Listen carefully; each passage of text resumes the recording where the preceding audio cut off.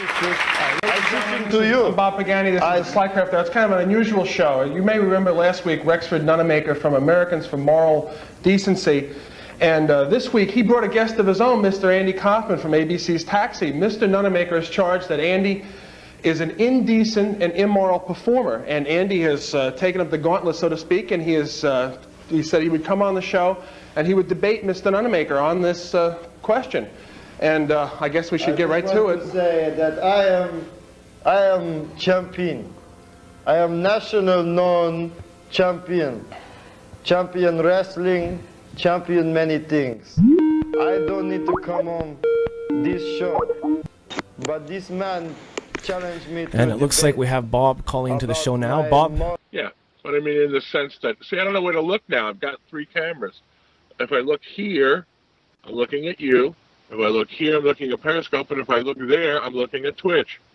This is social media and the future, eh? You're doing 5 things at the same time. Yeah, it's very strange, and I got to hold this thing because I don't have a holder. I don't have a holder big enough. My giant iPad Pro. But it's working. Oh my God, it's actually working. So what's up with you guys? What's happening? Not too much. We were just showing a clip. I was doing a show and tell segment, and we were showing that video of you with Andy Kaufman. Oh wow, yeah. Okay, that's one of the things like in my life that I'm really proud of. That's so screwy, that one. Could you tell us quickly who you are, and then continue with the Andy Kaufman bit? Oh God, yeah. Wait, hang on. See, here's how dumb I am. When I'm looking at you, I've been looking at the home button on my iPad instead of looking at the camera. And my Alexa's going to go off in a second because I set it to wake me up at 10:30. There it is. Alexa, stop. There we go. Okay, because I usually wake up at noon. All right. For everybody all over the place on the Bass Guy Show, on Periscope, and on Twitch. My name is Bob Pagani. I grew up in New York City. I've been doing for years and years a lot of media hoaxes and just very odd things, many of which you can see on my YouTube channel, which if I turn this here, you'll actually see my little scrolling screen here, my iPad mini. That scrolls the phone number where people can call me so I can play them on Periscope and Twitch. And the phone number is 971-249-2751, right? Yes. Oh my God. We have it up on the screen for you. Oh, thank you. I really appreciate that. I've just been doing a lot of media hoaxes and different things for a long, actually since I was 13. My first hoax was at 13, and it got me in the New York Daily News, which at the time was the largest circulation newspaper in America. And that was inspired by a guy named Alan Abel, who's still alive. He's 95 years old. And I finally met Alan. He was kind of an idol of mine as a kid, a hero, because he was doing these amazing media hoaxes long before the internet, long before, the word troll existed or any of that. And someone's saying hello to me from France. Oh, on Periscope. Bonjour. I finally got to meet Alan in the 70s, and we've been friends ever since, and I've been involved with a number of his hoaxes. You've probably seen this on my YouTube, where I was a student in a class that's supposedly a fake school that supposedly taught people how to panhandle. Have you seen that one? We're actually looking at a clip of it right now as you speak, without any volume. Okay. Yes.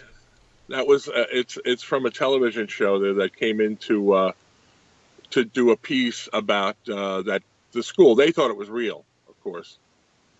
And I did that with him. That is not him playing Omar, the supposed proprietor of the fake school, by the way, because he had been on that show before as something else, and he didn't want them to recognize him. Oh, there's Bob. There I am. Yep. Am I getting ketchup on my face? Do I have ketchup being put on my face? Well, it's switching from thing to thing, so now we're on the homeless car thing that you did. Oh, okay. Yeah, that's a thing I did where I pretended that I was a guy who ran a business that rented homeless people to sleep in your car. Because in New York, cars were being broken into a lot. when people were parked on the street. So I got the idea that, well, how could you stop that? Car alarms don't really do it. I thought the only way you could do it is if you had kind of a night watchman in your car. So I said I was renting homeless people that would sleep in your car, so that nobody would break in. There was always somebody in the car. And it was all nonsense. It was all, BS. None of it was true. I had friends of mine play the homeless guys, and we used my car. And they bought it, Channel 5 in New York, which was a Fox affiliate. It's not. They put up your phone number, didn't they? Your Yes. phone number at the time. Oh my God! So you got So we recorded that one day in Manhattan, and then I was living out in New Jersey, and I went home that night, and I'm watching the 10 o'clock news, and the story is running, and I'm sitting there laughing my ass off, thinking this is hilarious. And all of a sudden, at the end of it, they put my home phone number on the screen as the number for the business, and I nearly crapped myself. I thought, oh my God. And instantly the phone started ringing. Of course, people either telling me it was a great idea, it was the stupidest idea they'd ever heard of. And thank God my then wife wasn't home at the time, because she would have just gone ballistic, with the home phone number being, yeah. And the the black and white video, I heard you saying yesterday on your scope before you went to sleep, right, that it was the cheaper studio because it was black and white or something like that. The black and white was a public access show in New York City that I did with a friend of mine, and that's the thing that Andy Kaufman was on. And yes, that's literally true. There was a black and white studio at this place, and it was a color studio. And it was run by New York City law said that the cable companies, and there are two of them in Manhattan, they had to have public access channels in order to get the charter to run cable companies in New York City. But the law did not require them to provide studios for people to make shows to put on those channels. So this guy named Jim Kloddick thought, well, that's a business. I'll open a studio that people can rent. So the show is in black and white because we couldn't afford the color studio. That's true. And, wow. And is that where you met Andy Kaufman at that gig? Yes. Okay. I haven't told this full story because it's honestly not believable, but I swear to you it's true. And I have 5 witnesses to it. Five people who can attest to that. That's the way it really did happen. Okay. We were doing this show, and I said to my friend, the co-host there, I said, he's the guy with the ventriloquist dummy who mostly doesn't talk through the whole Andy Kaufman thing. He's sitting off on the left there. I said, how could you get anybody to watch this thing? It's black and white. It looks crappy. I thought the only way you could do it is if you had a celebrity on, if you had somebody people had actually heard of. But I thought, well, who would do something like this? What celebrity would come on this? And I thought Andy Kaufman might. I'd never met him. I had seen him at his Carnegie Hall show, but I'd never met him in person. So we did the show on Thursday nights at 11 o'clock out of New York. So I wrote him a letter, and I sent it, and this is pre-internet, so I couldn't look up who his manager was or any of that. But he was on Taxi, so okay, that's ABC. I can find the address for ABC in Los Angeles. So I wrote this letter, and I said, we do this show. We'd love to have you on. If you're ever in New York, just and you're in town at 11 o'clock on a Thursday, just show up. We'll work it out. We'll accommodate you. We'll figure something out, and I'd love to have you on. I mailed it on a Wednesday to Los Angeles from New York. Okay, thinking I'm never going to hear from him. It's not going to happen. So the next day we go down to the studio. It's 10:15, and it's my friend Alvin and I, the co-host, and 2 friends of his, Rick and Debbie, who we would have on as recurring characters. They were supposed to be the Nunamakers. They were people who were from a moral majority type group, very, very uptight, very right-wing conservative Christians. And we get to the studio, and we take the elevator upstairs, and the 4 of us, and Rick says to me, did you see who was getting out of the taxi outside? And I said, who? And he goes, Andy Kaufman. And I went, oh, fuck you. There's no active call. Shut up, Alexa. I said, oh, no. I'm thinking he's pulling my leg. It's not true. I said, no, come on. And he's looking at me like, what? And I said, well, obviously Alvin told you that I sent a letter to Andy Kaufman. He goes, no. And I look at Alvin, and he goes, I didn't tell him about the letter. And I went, all right, wait here. I got back in the elevator. I went downstairs to the first floor. The door of the elevator opened, and there is standing Andy Kaufman with his parents. And I said, Andy, what are you doing here? He was there to be on the show before us. It had nothing to do with me or my show. The show before us was had martial artists on.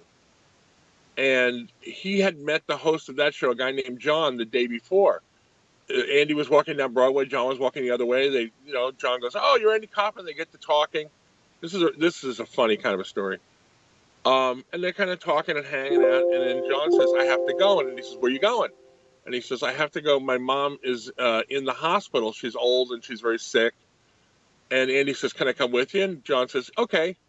So they go to and I didn't know all these details for years, by the way. They go to the hospital.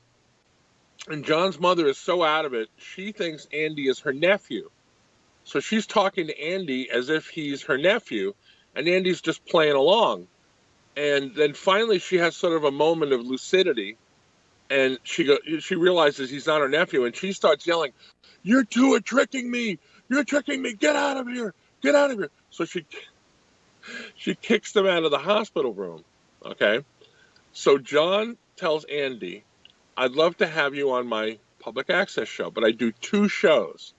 The one on Thursday night has these martial artists, and they have no sense of humor, so I really can't have you on that show. But I do one on Saturday morning, and it doesn't involve martial arts. It's just kind of a free-for-all, and you can come in there. You do whatever you want."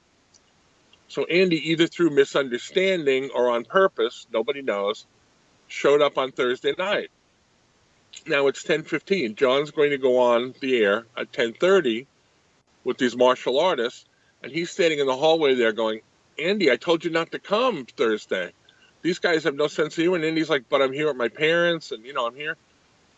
So they do the martial arts show, and Andy just does a quick walk on, and they kick him off. And meanwhile, I'm standing in the hallway telling my friends, I said, "This isn't a 1 in a million. This is like winning the lottery, 10 times in a row. The odds on this are so ridiculous. He has to come on this show with us at 11. I'm not going to take no for an answer." Are you guys hearing me, by the way? Yeah, we're catching all of this, okay, yeah. Okay. So I make sure.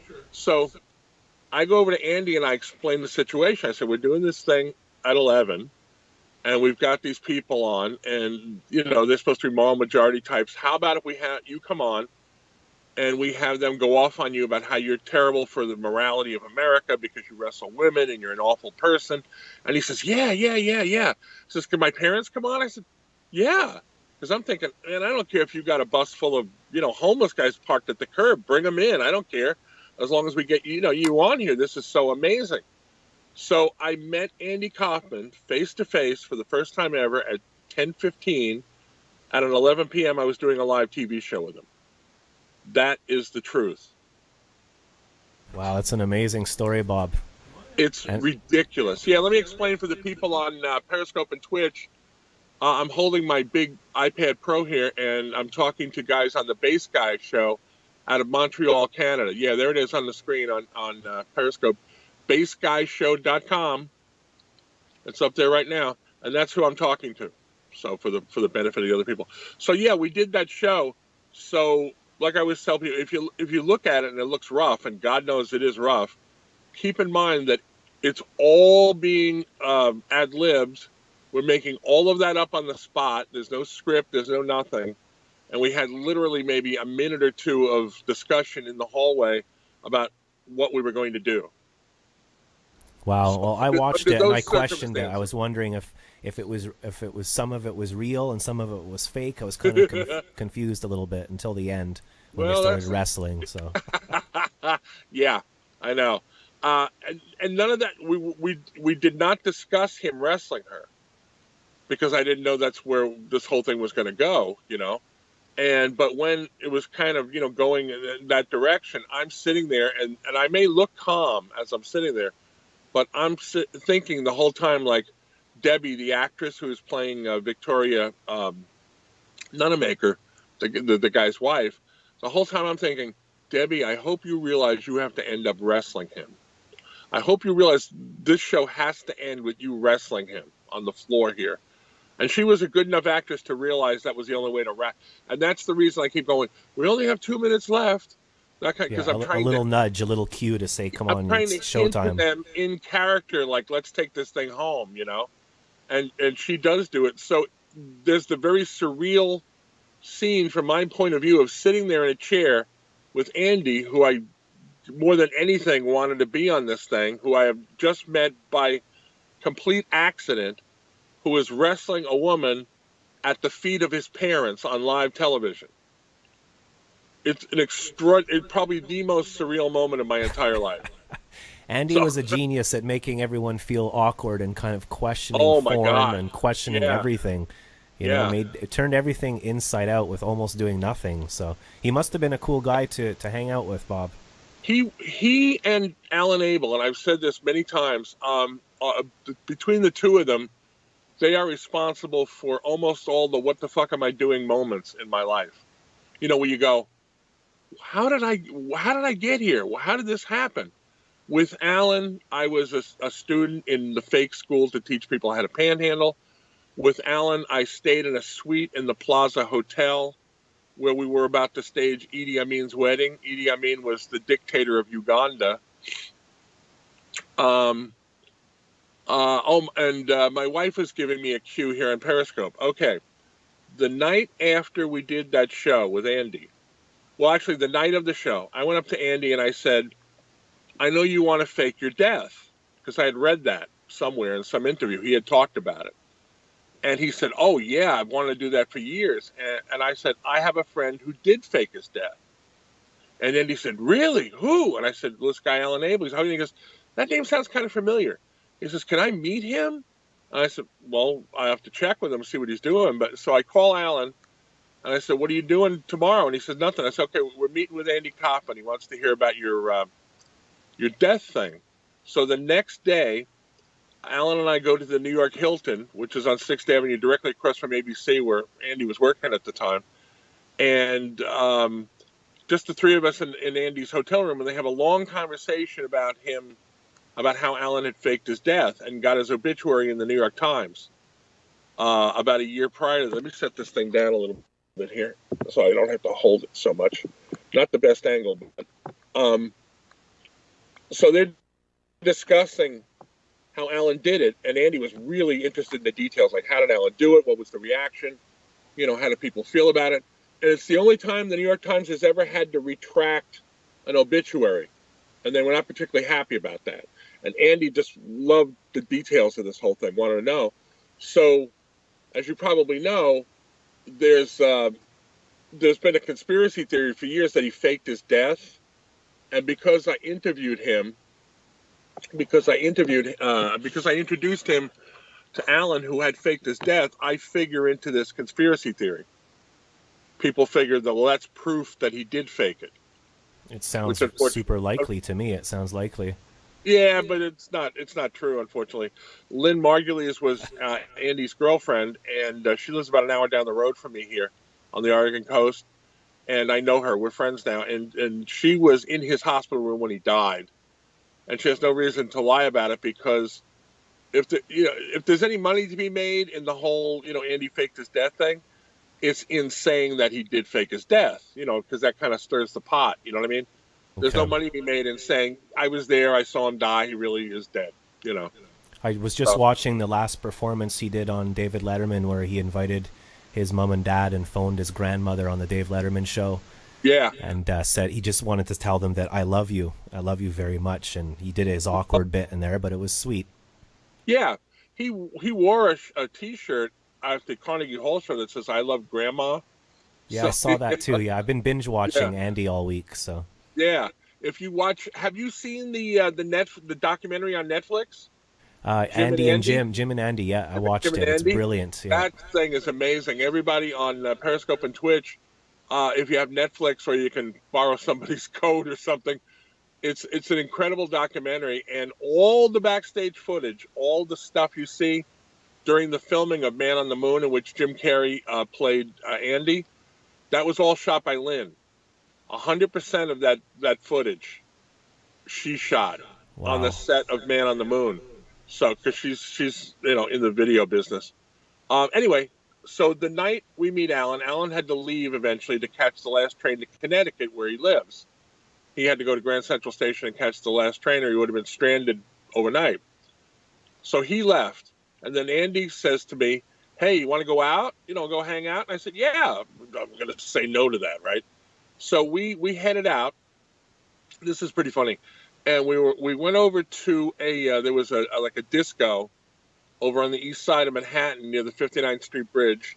And I don't even remember the name of it. And we go over there, and it was kind of quiet. It was this would have been a Friday night. It wasn't exactly packed, this place. The doorman, of course, recognizes Andy Kaufman, lets us in, and it's very, very dark. And that goofy accent that Andy is doing on the show with me, on the black and white show. Yeah. Okay. He's doing like almost like a Russian kind of bully kind of type thing. Yeah, and the weird part is his brother, Michael. I've met Michael. Michael says, as far as he knows, there's no instance of Andy ever using that accent before. Why he was doing it, nobody knows, but he was doing it. So we're in this disco. Oh, so he started doing that when we were in the hotel room after Alan left. So I'm kind of doing a similar accent, and we're talking that way. And he and I, even when there's nobody around, it's just the two of us walking down the street. The two of us are talking in these stupid accents for the next 5 hours, even though there's like nobody there to hear us doing it. So we're method, not method acting, but like just method being, I guess. Yeah, right. Method living. So we're in this disco. It's very dark, and we're talking to these two girls, and I don't know if they knew who he was or not. I have no idea. And we're talking in these accents, going, "We are the wrestlers. We are the wrestlers. We are famous big wrestlers. Do you want to go be with us?" And they're looking at us like we're the stupidest guys on planet Earth, like we're the biggest morons. They just look and then they finally just walk away laughing. They walk away from us laughing. And Andy turns to me, and I love this. He goes, "They laugh at us, we laugh at them, everybody laugh." And I thought, that pretty much sums up his philosophy. That pretty much sums it up. You know what I mean? Like, that's amazing. You think he's an idiot. He knows he's just doing this on purpose. You're laughing at him, and inside he's kind of laughing at you for thinking he's an idiot. You know what I mean? That's sort of summed up as aesthetic, So, somebody said on Periscope, why would they think that with Andy? I don't know if they knew who he was. I'm not sure they recognized him or not. I have no way to know that. It was dark. You think word would have got around the place that Andy Kaufman was there, but I don't actually know if they knew it was him. But there's another little funny thing that happened in the disco. This guy says to him, "I would love to arm wrestle you. I would love to arm wrestle you." So Andy, "I am the wrestler. I will arm wrestle you." So he sits down at the table, and they're arm wrestling, and it's going back and forth for about a minute or so. And then finally Andy pins the guy. And the guy shakes his hand and says, "Thank you so much for doing that." And then, "You're welcome," And then when we leave, Andy says to me, still in character, he goes, "Could you tell that we were not actually arm wrestling? We were just pretending?" And I said, "No, I could not tell this. It looked to me like you were both really arm wrestling." He goes, "No." So this guy had asked him to arm wrestle and was pretending to do it. You know what I mean? There was no force in their arm wrestling. This guy was kind of just playing along, and Andy was playing along with him. And nobody knew it but them. So there was like a code going on, basically. Code. I guess so. I guess Andy just figured out, okay, he's not, he's just going to play. And the guy let him win, and then shook his hand and thanked him, and then we left. And it was like I said, when you spend time with Andy Kaufman, yeah, it was the WTF moment, the whole thing. And that's how being with Alan always was. I was in a plaza, a suite in the Plaza Hotel in 1979. Idi Amin was the dictator of Uganda. And, he was in the news a lot, obviously. And then he suddenly disappeared. He just disappeared from public view. And nobody knew where he was. And Alan thought it would be a funny thing to stage Idi Amin's wedding. Idi Amin was supposedly, according to our storyline here, had somehow gotten into America, and he was marrying a Jewish girl so that he would be a citizen to hopefully avoid prosecution. That was the plot. And we staged the wedding of an African dictator to a Jewish girl, and in a room filled with press people. Wow. It reminds me of Borat a bit, how you do these stunts to try to get a real reaction from people, and it's borderline dangerous a lot of the time. Yeah, we never really went for the danger so much. We weren't, like Borat, where he goes into the antique store and he's smashing the stuff. We never went in for that, but we definitely went in for fooling the press. There was a guy. Now, so you've got the room full of the press, and there was a guy from the State Department.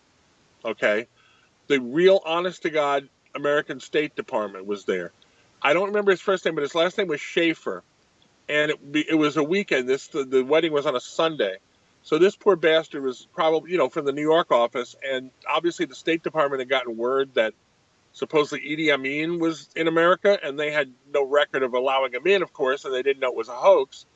So during this whole wedding, this fake wedding, he is on the phone with his boss back in Washington, D.C., doing play-by-play over the phone. And I'm standing next to him so I can eavesdrop on this, because I'm thinking, this is unbelievable. And when he suddenly excused himself and left in a hurry when he figured out it was a joke. So the press people kind of caught on, eventually it was a joke, and they were like, so we're explaining who we all are. And then they went, who was the State Department guy? And I said, he was real. And they went, oh, bullshit. No, he wasn't. I said, here's his business card. And they looked at it and they said, the State Department fell for this bullshit? Like, they were just laughing their asses off. It was really, but you got to remember, I stayed all weekend in this suite, and I'm in a suite in the Plaza Hotel, the most expensive hotel room I'd ever been in at the time. It was $350 a night in 1979, which is what, like $1,000 in today's money? And there's Ugandan flags all over the place, and Ugandan travel brochures on the table. Wow. And I'm like, what am I doing? My father lived in Uganda. Really? Yeah. My aunt was born in Kampala. Okay. Yeah, so I know it's off the topic there, but no, I haven't. I used to live in South Africa, so I've been that side. Yeah. Well, you're familiar with the fact that Uganda was a horrible dictatorship back then. Yeah, and I've seen The King of Scotland, which is a good, Oh yeah. That's about popularization of the whole event. Yeah, that's right. It's a document. I haven't seen it, but I know what it is. About Idi Amin. He like all dictators, he was a scumbag. He ripped off the treasury for billions, probably, while the people were starving. He had a gold throne, an actual throne made out of gold, and he lived in a huge palace. Wow. And and people are like, starving to death around him. So unbelievable. It was pretty funny. So, Bob, the last clip I have is the wrestling bit that you did. Can we just watch that right now, and then I'll cue you in, and you can tell us about the wrestling thing? Yeah, okay. You have the audio, because then people on Periscope and Twitch will be able to hear it. They won't see it, but they'll hear it. Sure. Yeah, we'll just show it quickly because it's a short clip, and then you can explain it. Okay, 1 second. Okay. It is here. Tell us a little bit about the Mountain Men and where you found them. First off, just look at these men. Look at these men. Two more identical human beings you'd be hard-pressed Okay, to I'm not find. hearing I it. found them in the mountain country of Appalachia, Virginia. Now, you may know, you maggots that are watching at home, you may know, I doubt it, but you might know something. I'm not hearing that you clip. Might know that this is the That's coolest okay. area. I'll mute it there. So could you explain to us what happened there? Okay. How did I get involved in wrestling? I was working as a disc jockey in the Allentown, Pennsylvania area, and I was pretty unconventional as a disc jockey. I didn't like to do normal stuff very much. And one day I was on the air, and the news girl, I was on the FM station, and the AM station was down the hallway. And the news girl comes into the FM studio, and she says, you're always talking about wrestling. There's a wrestler in the AM studio being interviewed. And I said, really? Who is he? She goes, I don't know. Some guy. And I said, well, do me a favor, ask him to come in here when he's done there. She goes, yeah, sure. So a few minutes later, this guy comes in, good-looking guy named Don Drake. He wrestled under the name of DC Mad Dog Drake. And he did work for Vince McMahon on a few occasions, just kind of fill in stuff. And he, really good guy. I'm talking to him like during the commercials and during the music that I'm playing. And I said, you want to do something on the air? And he goes, like what? And I said, well, how about if I start talking to you, and I say wrestling's fake, it's all bullshit, and how can anybody take it seriously? He goes, yeah, that's good, yeah. So I'm interviewing and I'm being a smart ass. I say, come on, wrestling's so phony, it's ridiculous. So he does the classic wrestler thing, going, well, why don't you get in the ring with me and find out? And I'm like, well, I'm not, now I got to play the cowardly heel, right? So I'm like, I'm not going to do that. I'm not going to. Oh, I thought it was fake. I mean, how could what could happen if it's fake, right? You're not going to get hurt. So I'm backing out, and all this. So we became friends out of that incident. And he was doing a TV show on cable locally in the Allentown, Bethlehem, Easton, Pennsylvania area. And so I became part of this show. I became his manager, and I managed some other people too. And the clip that's on YouTube that you were trying to play there a minute ago is of me with two identical twin wrestlers called the Mountain Men. Now, it's pretty funny as it stands. It's me talking about them, but the backstory is even better. It was shot in an ice skating rink in South Jersey, Brick Township, New Jersey. And I got there, and we were doing the show there, and I show up, and Don says, I should have opened the doors a half hour ago to let the crowd in, but we're doing these promos, so go change, put on your stupid wrestling clothes, and come back, and we'll do this as fast as we can. So I run over to the locker room. I changed out of my street clothes. Yes, the Harris brothers. They were identical twins, and they were working as the Mountain Men. So I come back, and I say, okay, what's the deal? And he says, they're Jethro and Jethro. Obviously, they're identical twins. He says they're the Mountain Men. You found them in Appalachia, and they're feral children. They were raised by wolves. And then he says, we got to do this right now. Okay, in 5, 4, 3, 2. And then I launch into that thing. And that is literally all I knew, was that they were the Mountain Men. They were identical twins. I found them in Appalachia. They were raised by animals. And I just completely ad-libbed. I guess it's about a 2-minute promo. Yeah, it's amazing. We're going to watch it now. It is working, just you can't hear it for some reason, but we'll just run the clip, and I'll cue you in when it's over, okay, Bob? Okay. Thank you, that's awesome. Let's run that clip with the audio this time. Found them. First off, just look at these men. Look at these men. Two more identical human beings you'd be hard-pressed to find. All right? I found them in the mountain I'm country not of hearing the Appalachia, audio Virginia. here, but so I'll have to talk to the Periscope people and the Twitch people. I doubt it, but you might know something.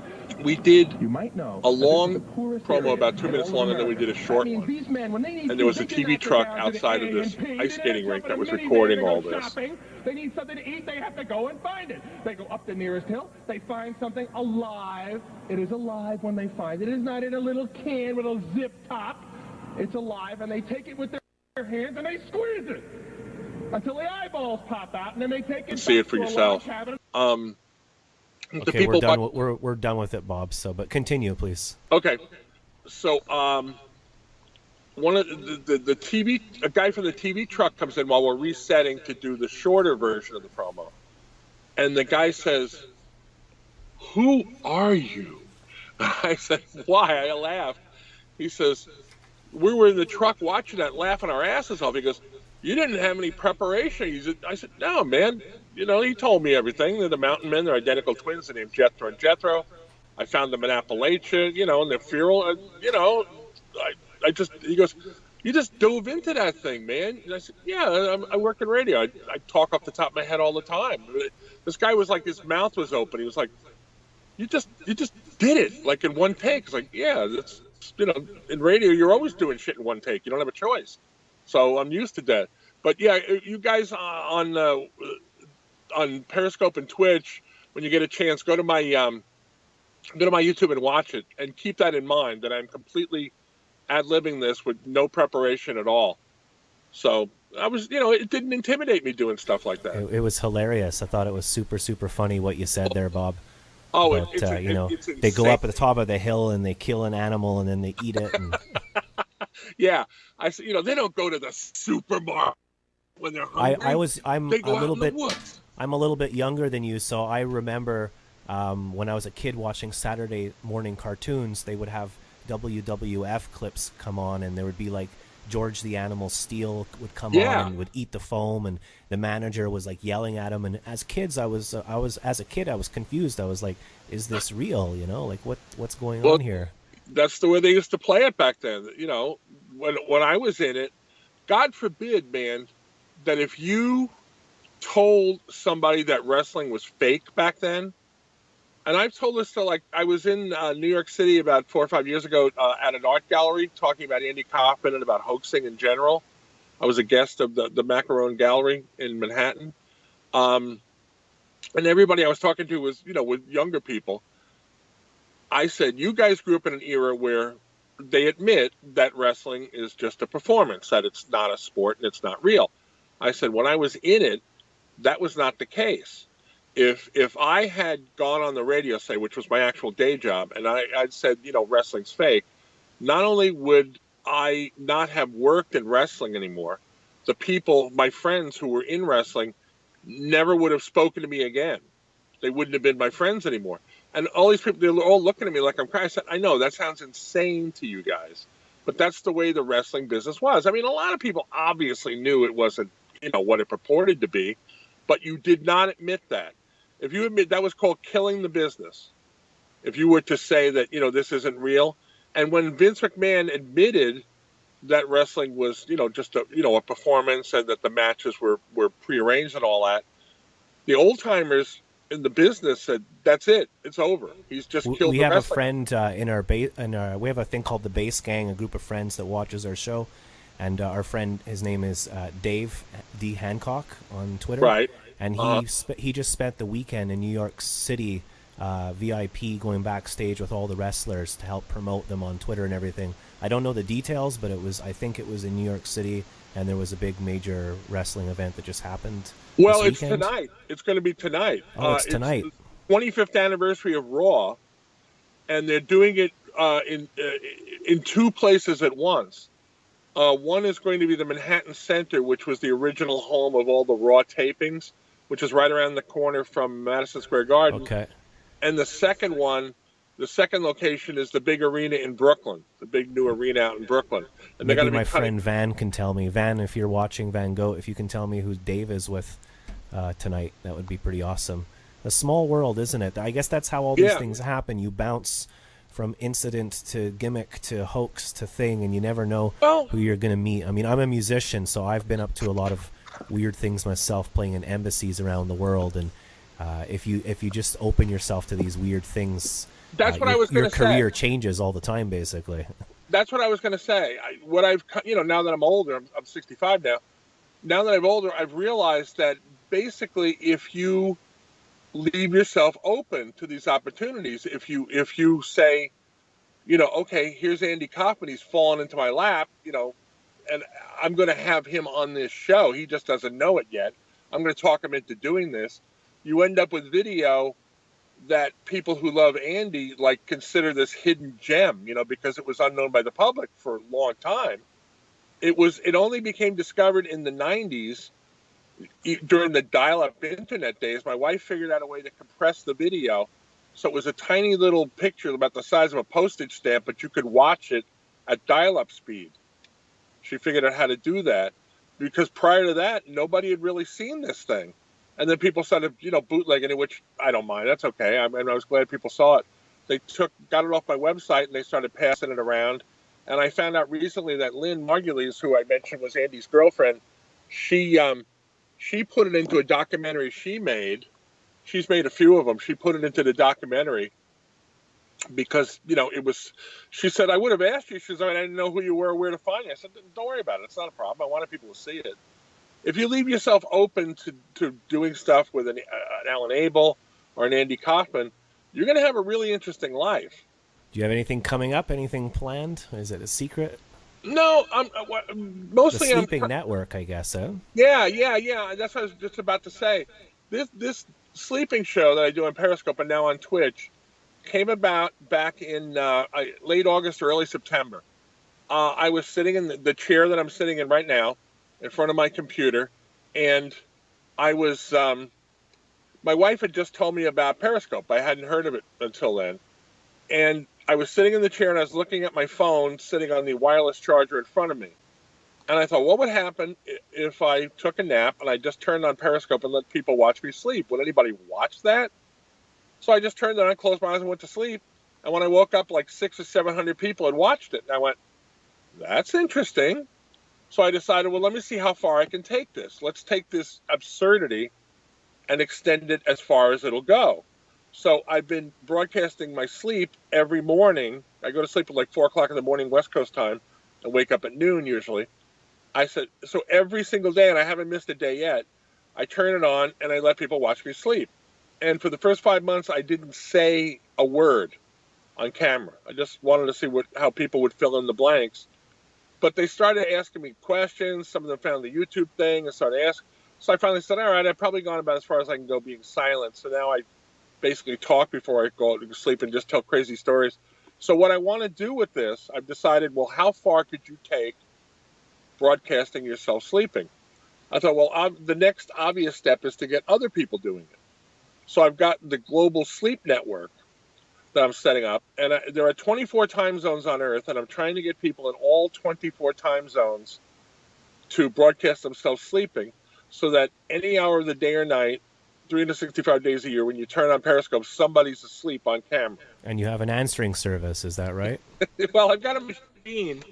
I've got that a number that 971-249-2751. And people call that up, and then I record the phone calls and I play them back on the show the next day. My wife is reminding me to tell you about a live show. I'm going to be sleeping in front of a live audience. This is just another extension of the absurdity. KBOO is a listener-sponsored radio station in Portland, Oregon. And if you hate commercial radio, because it really does suck, you guys should listen to KBOO. It's on the internet at kboo.fm, and it's on the radio at 90.7 in Portland. And they're doing a fundraiser on the 15th of February at the Clinton Street Theater in downtown Portland.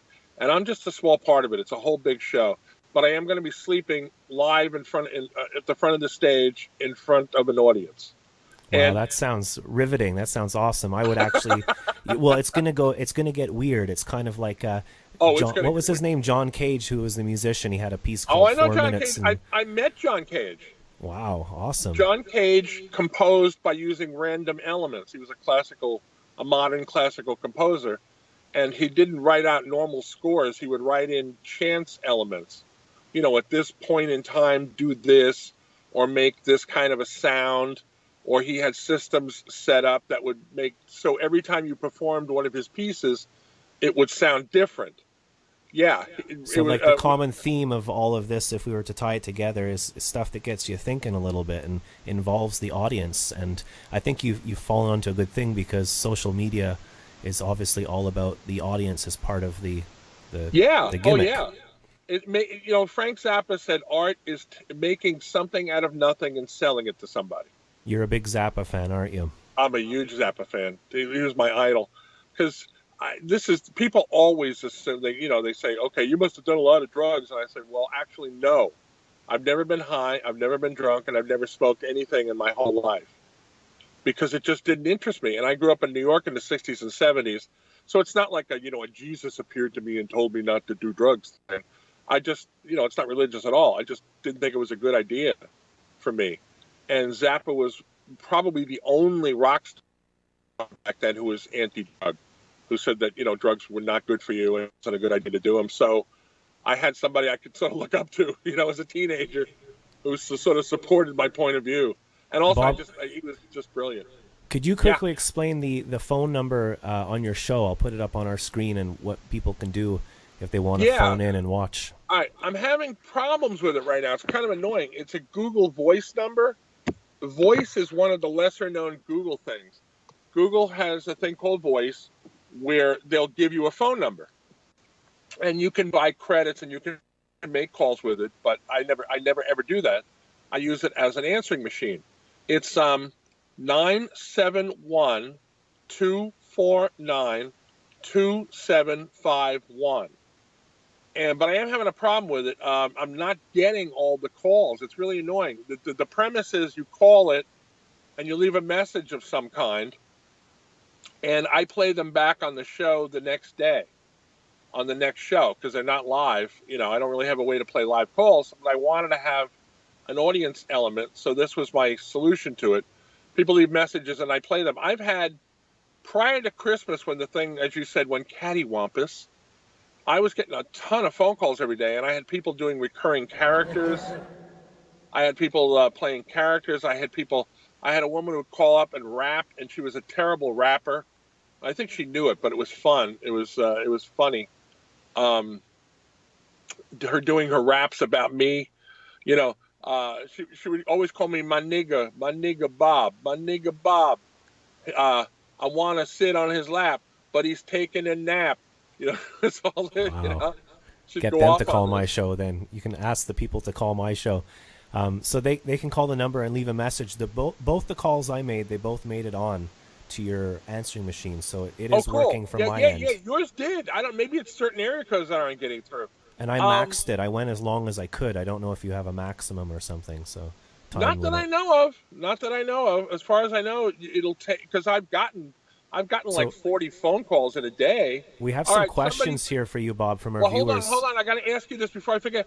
Okay. Somebody's been bugging me on Periscope. Who is Larry? Oh, Larry. Oh, no.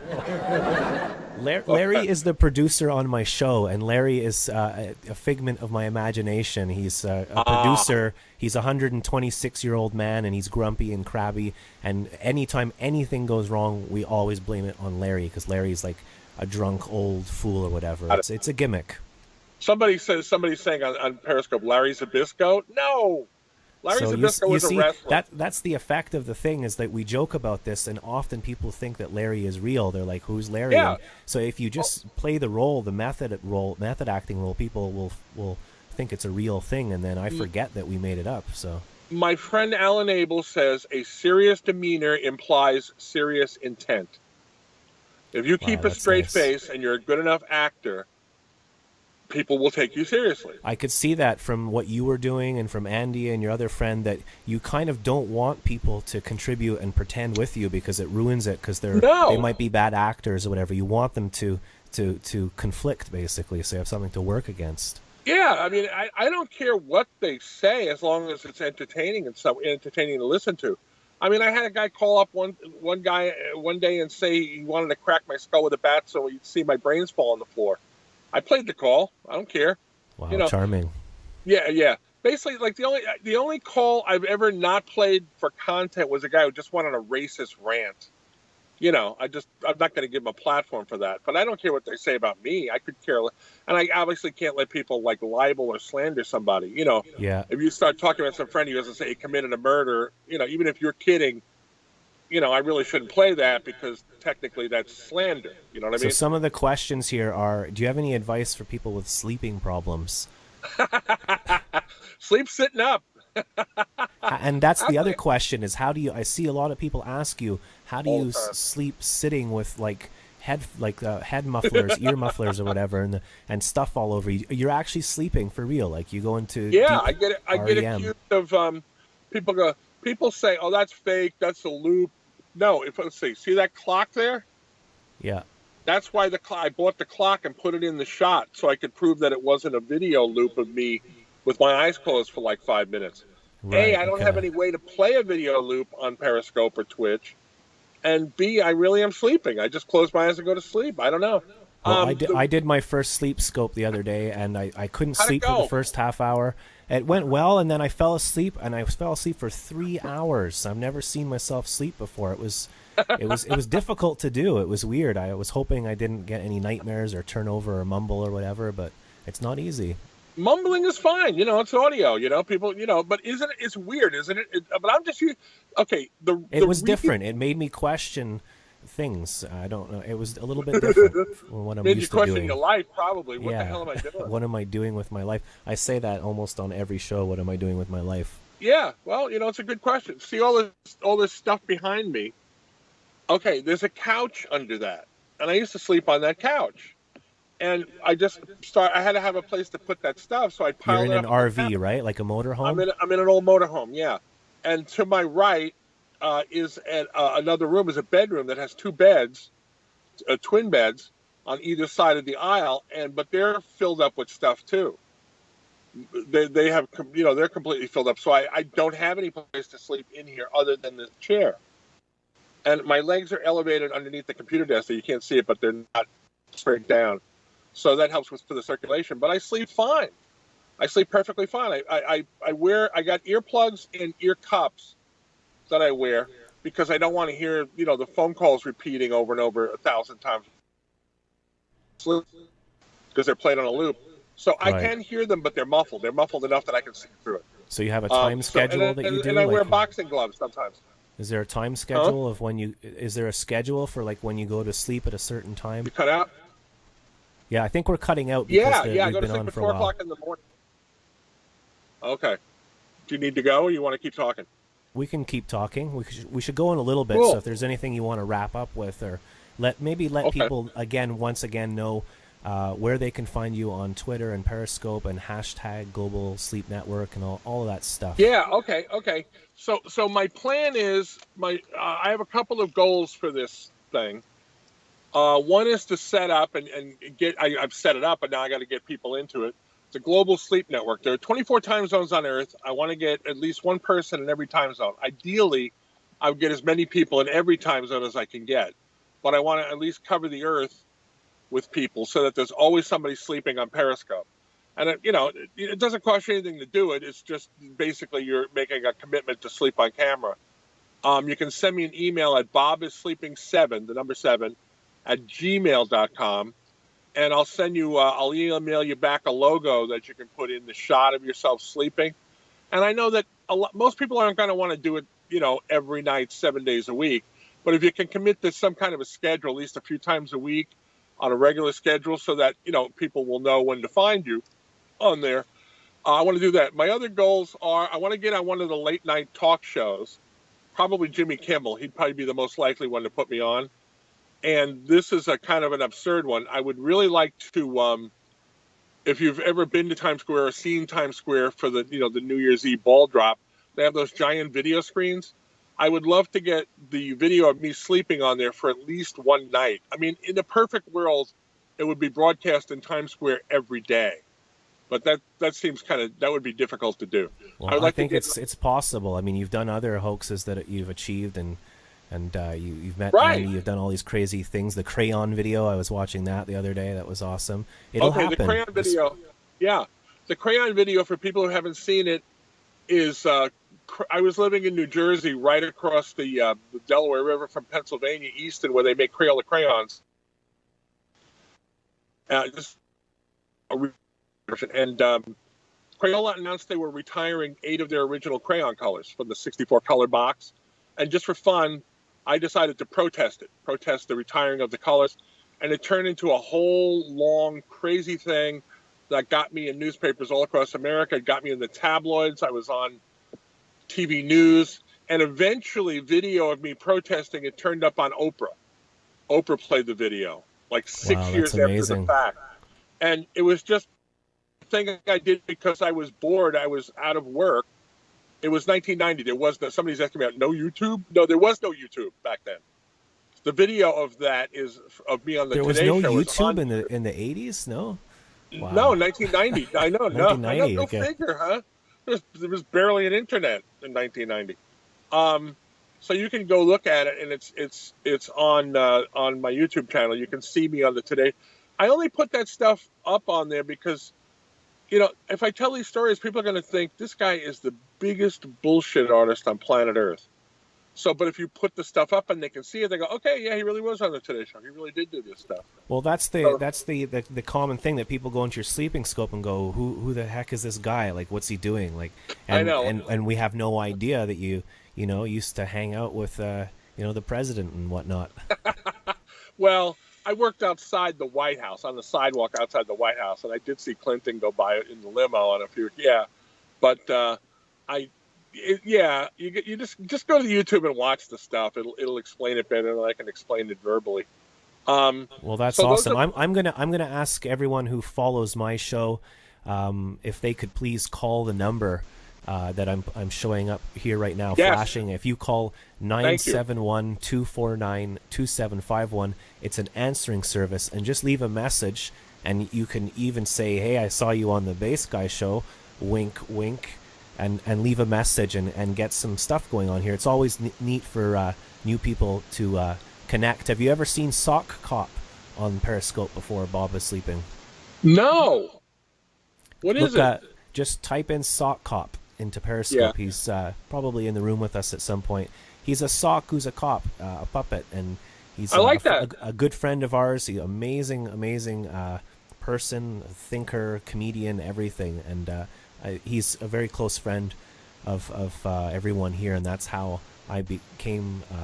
This is how this mess of a show on Periscope came to fruition. So I think it's important to keep connecting with people and help each other get out there to make these things happen, to get Bob up on that screen in Times Square. Here's my thinking. If I get on, like, say, Jimmy Kimmel works for ABC. ABC has giant video screens in Times Square. That might be the link to getting that done. I just think, because people go, what's the point of sleeping on camera? And I always think, well, what's the point of anything? I'm just taking an absurd thing and extending it as far as it can possibly be extended. That's what I want to do. I just want to take this premise, this ridiculous premise of sleeping on camera, and seeing if we can make it just a global phenomenon. Well, I think you said it all there, and it's a beautiful thing, as my good friend Sock Cop says. So thank you for your time, Bob. It's been an honor and a privilege. I'm some schmuck and I'm a guy. I'm not a broadcaster. I'm just a guy that plays bass in a little apartment in Montreal, Canada. And I started this show. I kept doing more and more shows, putting a lot of work into it. And the people who watched the show, they bought me a car. Damn! Things happen. I have a bad back. I've had spinal surgery twice. I read that on your website. Yeah, so I started doing this because I didn't want to quit everything I worked towards in my life. I didn't want to just sit there. So I do this show, and then I met Sock Cop, who just joined the room, so you can follow him later, Sock Cop. And they got together and they got me a whole bunch of equipment and a car and everything. And That's fantastic. They give me tips so I can buy peanut butter jelly sandwiches. It's amazing if you just open yourself up to the universe and all that hippie stuff. Yeah, I don't even think of it. I just think of it. I just think of it as just leaving yourself open to the possibilities. Just say, don't say no to crazy stuff. And if it's not going to harm you and it isn't illegal, obviously, but just, somebody suggests something really wacky to you, don't reject it automatically. Just go, yeah, what the hell? Let's see where it goes. Let's see what happens with this, And I mean, I've had Oh, it's cutting out there. Ridiculous, and I've never really had to like. Bob, I think the longer we're on the telephone, the Skype starts to cut out in and out and have a little bit of problems. So we'd love to have you on again. I'd like to make you an honorary bass gang member. Would you like to be that? Absolutely. A friend of the show? For sure. Man. Awesome. So thank you for your time and your stories. I know you have many, many more stories, so maybe you can call in once a month or something. We'll have another call. Break my heart. I'd be happy to do that. Yeah, sure. Awesome. Fun. Thank you, Bob. Thank you. Okay, bye.